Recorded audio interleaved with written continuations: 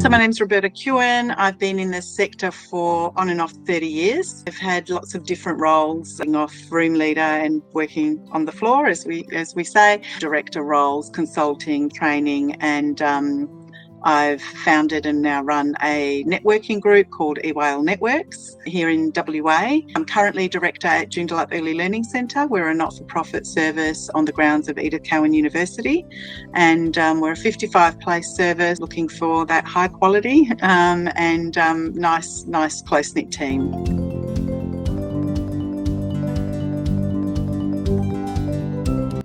I think when we're looking at AI and the question around ethics, we first have to look at AI as a tool. So at this stage, this is how we've decided to view it, and we've had many meetings, many discussions as a team, as well as undertaken some research. And we've been using AI in general since January, so that's why we've had a bit more time to kind of ponder this question. So when we're looking at it as a tool, there's lots of different tools we have. We've got a Sequa, the website, with all the different documentations there. We've got fact sheets, we've got videos that they provide. I'm sure everyone's got a copy of the EYLF version 2 on their desk, or we'd hope they do, flicking through and going through. So that's, these are all the tools, and as well as books and articles, these are all the tools that we can, tactily research. Then we've got all of our online tools that we can research. I often say I'm old enough to remember when Google first came on board, and we started or the internet in general, and we were able to research on the internet. So I was at uni in that time.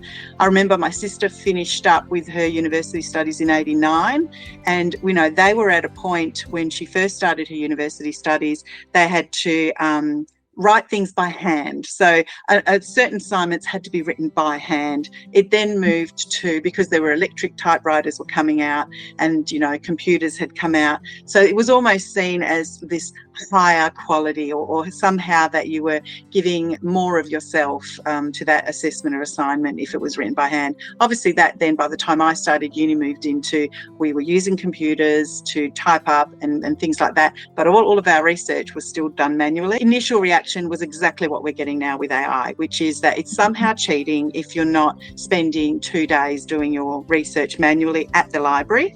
And it went to that 2 days could be gone down to 3 hours actually researching the articles that you would then still have to read.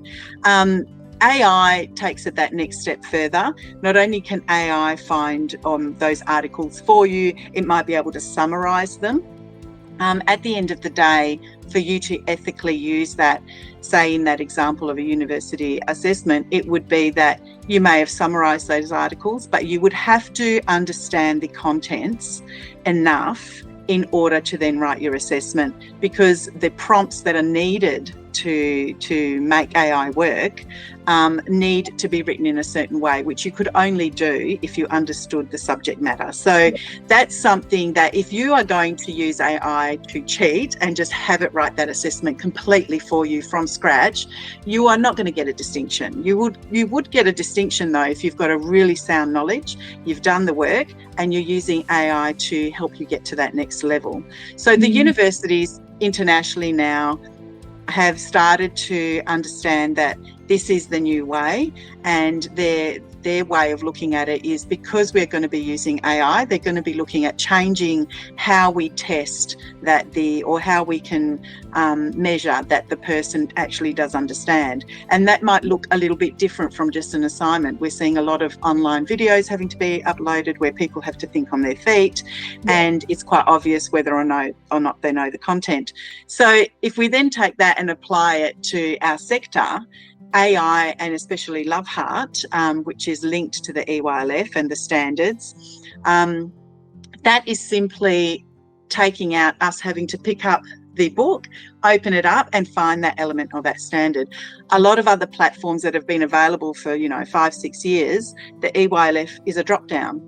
Now, we all know people who just drop down and click, without any thought to it. So again, it's how are you using that tool of that programming platform at the moment? I would argue that some people aren't using that ethically, and that's not AI as well. It's a form of AI, but not in the way that the more progressive or innovative way that LoveHeart's using it. And I think if we're going to talk about ethics, we've got a code of ethics for our sector. We are professionals, and if we're adhering to that code of ethics, it doesn't really matter what tool you're using, because you are adhering to that code of ethics. And to create an observation from LoveHeart, you would have to have significant, meaningful input, because the EYLF talks about observations that need to be meaningful. So I've seen people comment, I put in green crayon and it wrote something, and it will, because it's artificial intelligence. But anybody who is a professional in our sector would read that output and know immediately that it's either been written by someone who has very limited understanding, or it's a clear use of inappropriate use of AI. So I'm not very worried, and certainly not with my educators or the centres I network with. They don't have that worry either with their educators, because we really do a lot of work around our code of ethics. We ensure everyone has a copy. We go over it at staff meetings, and we make sure everyone has the correct training. It comes down to the individual, their training, and their ethics. And there's so many other things that ethics apply to every single day in our sector, that I think to kind of focus on AI as the evil and the reason for us not being seen as professionals is completely incorrect, because doctors are using it, teachers are using it, they've been writing reports using a form of AI for years actually.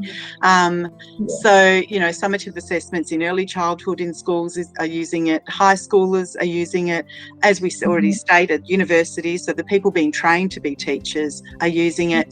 And for us to exclude ourselves as though we don't belong to those professions, I think is doing us a disservice. Across LoveHeart in the perfect way online, and through word of mouth and seeing what other people were saying.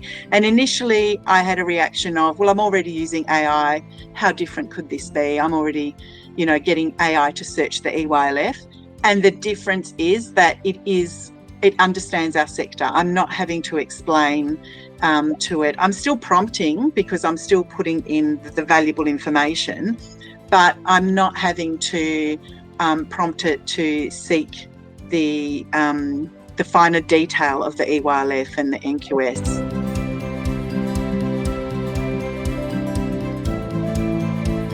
Done a couple of those coaching Sue sessions, and I found them absolutely she was quite charming actually. I did initially think maybe she'll just give me the answer, but that coaching is absolutely brilliant, especially for someone who's first studying their Cert 3 or diploma. It really helps them think critically. So really all that coaching is giving you a series of prompts to get you to think critically about what it is that you're asking. We conducted a bit of an experiment with this with a centre, Joondalup Early Learning over here in Kingsley, where the director, Ralph, was talking to one of his educators who thought that maybe this would result in cheating. However, she did have a question for him around one of her assessments. So she asked her question, he went through a series of prompts with her. He didn't actually answer her question. He spent about 10 minutes. By the end of it, she said, okay, now I see, maybe if I write it this way, that'll answer their question. He said, well, yeah, I think that might be it. Then he asked her, so what I've just done for you, is that cheating? And she said, well, no, why would it be cheating? You've just helped me. And he said, well, what if artificial intelligence could coach you? Because I might be busy or not available, or you're doing your assessment at, 10 p.m. at night, and or you're doing your documentation in the morning at the service, but I'm in a meeting or no one's available. And so how about you go on there and, have a look? So that is a really good example, kind of switch our mindset to it's okay to have these conversations face to face and not okay to have that artificial coaching, which we're all using. Whenever we use those little chat boxes at the bottom of websites, that is AI you're talking to currently. And I think if people have got this question, they need to do their own research to understand how accurate and what level, because we're on a second incarnation of AI at the moment. So this is the next level up. And as a director, I also use it for my daily diary entries. So I use the speaker button. I have a quick conversation with one of my educators. I come back in the office, 1 minute on my speaker button. I say, I just had a conversation with the educational leader, Elsa.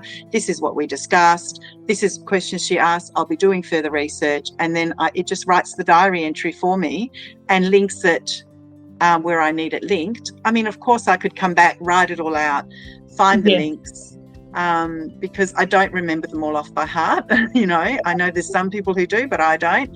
And it's just as meaningful. I'm reflecting. I then read all my reflections at the end of the week and I discuss them with my educational leader. And all of that in a tenth of the time it would have taken me before is only benefiting the children.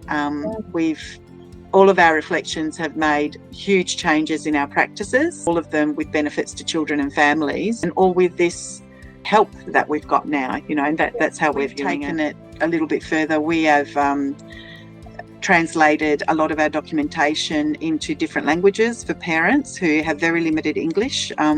We've got a lot of people that come here to study from different countries, and they have very limited English, and this is a way of making them feel part of their child's learning journey, and we've tested it in all different languages and we're quite impressed with how spot on it is.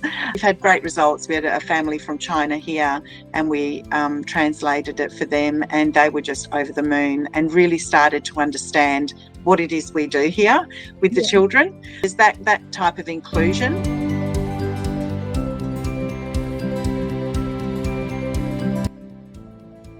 So we're fortunate that we have parent input because we have a parent management committee. So in March, I took it to the management committee.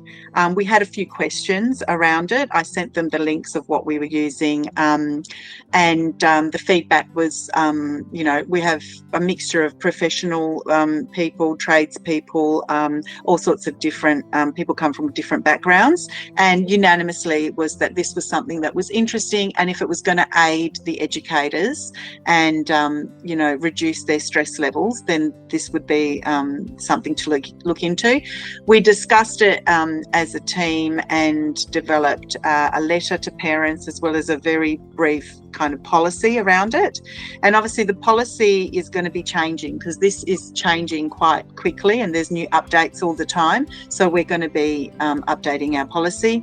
The letter went out to parents just explaining how we were using it, explaining the privacy. We've opted not to put children's names and birth dates in. We put, so all the children who are 3 will have the same birthday, the first of a month and then the year they were born. And we don't use we use their first name with just the letter of their surname. So they're not completely identifiable.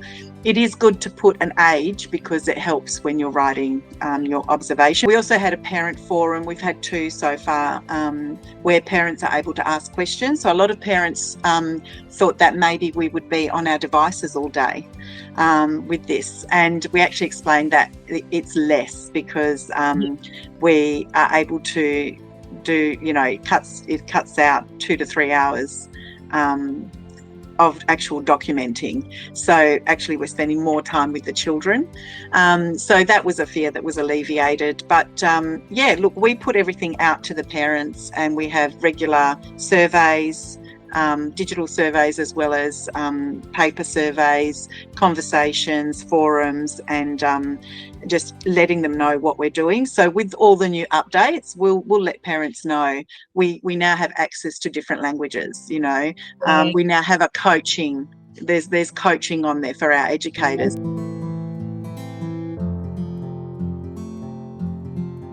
really encourage people to do their own research. I've shared a lot of articles that I've come across. There's, like I said, so many podcasts and things like that people could access, and just start having these conversations and give it a go. You can, as a director, you can just get your free account, give it a go yourself, which is what I did at first. Then I involved my educational leader, my room leaders. Then we really involved the whole service. And I just have nothing but praise for LoveHeart, because it really has given some people back their confidence. Change can be hard for some individuals, and they have to be allowed to change at their own pace. And you have to provide alternatives until they're ready for that change, whether it's a parent or an educator. I think just be open about it and do your research, because you'll find that this is not a fad. This is something that is going to be commonplace in years to come. And the more you're ahead of it, the more you can make sure that your centre isn't left behind. But I probably LoveHeart AI is one of, I think in my knowledge, it's the first to come up with this in our sector. And I think embrace and do your research.